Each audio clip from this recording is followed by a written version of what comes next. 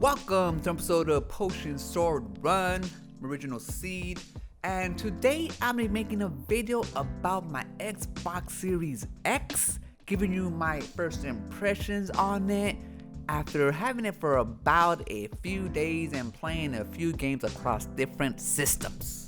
First of all, I want to say that setting it up was a breeze. I actually did on my phone through my Xbox app. It took about 2 minutes, and then once I got to my dashboard, I had all of my games and settings on there.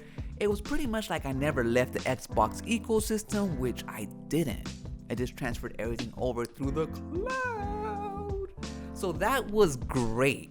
Now, the first game that I played on my Xbox Series X was Resident Evil Village. Actually, just the ending because I got it mid-game. And the first thing that I noticed is how silent it was when I inserted the game into the system. When I insert a game into the PlayStation 5, it starts to go like a jet engine for a few seconds and periodically throughout the game as I play it. But on the Xbox Series X, it was just silent, silent, silent.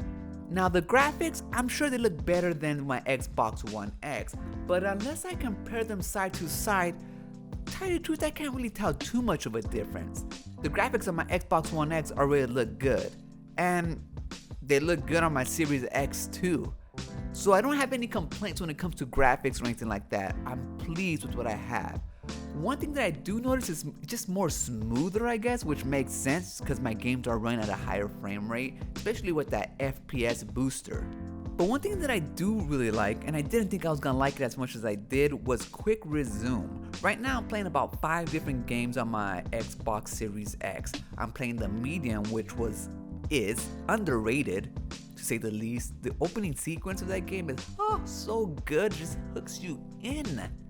I'm also playing The Observer Redux, which I couldn't play on my Xbox One X. It's made specifically for the Xbox Series X, and to tell you the truth, it looks way more clearer on my Series X than it ever did on my Xbox One X. So I'm looking forward to finishing that game on my Xbox One X. I'm also playing Cyberpunk 2077 on it, and no, transferring my game to the new next-gen hardware did not fix the glitches. They're all still there. So that is very disappointing. Not on the Xbox Series X, but with the game in general. My god damn it, Cyberpunk 2077.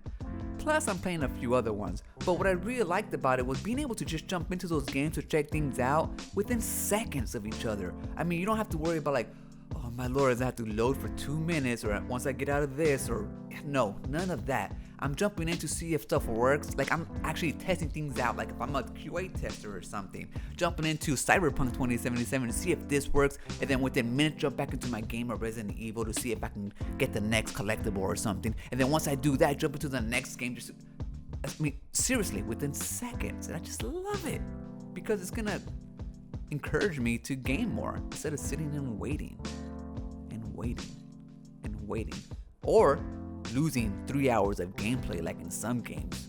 Returnal. Now, to sum it up, first impressions are good. However, is it worth your money? Now, that is a question you're gonna have to ask yourself, because I don't regret buying my Xbox Series X, because I had all this backlog of Xbox that's gonna come with me, and my games are gonna be played better to the best of their ability. Now, how that different from the PlayStation 5 that I bought and I kind of regretted? Well, because I skipped the PlayStation 4 and the PlayStation 3 midway through, so I wasn't heavily invested into the PlayStation ecosystem. And the ones that you had on PlayStation 1, PlayStation 2, PlayStation 3 did transfer over with you to the PlayStation 5. So, coming at it with just buying the PlayStation 5 by itself and what it had to offer, I regretted it. I regret buying it sooner than later. I wish I would have waited 1 more year, maybe Christmas 2022, where we have true exclusives that take advantage of the system, and maybe by then there'll be a revision system. So that's what I meant by it. However, if you're a PlayStation fan and you're into that ecosystem and you have a big old library of PlayStation 4 games that you want to play at the best and greatest, although they don't really have all the upgrades that the Xbox does, because I guess Sony doesn't want to do that. They want to charge you. I don't know. I don't care.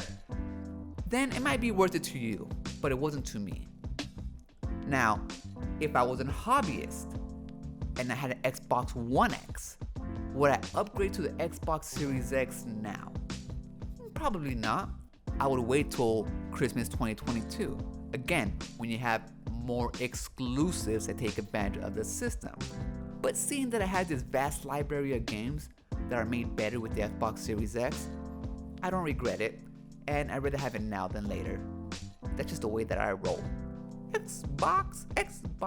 I do like my PlayStation though. Her name is Flower. I love her, even though she sits behind the TV. I just don't have space for her. That's all it is.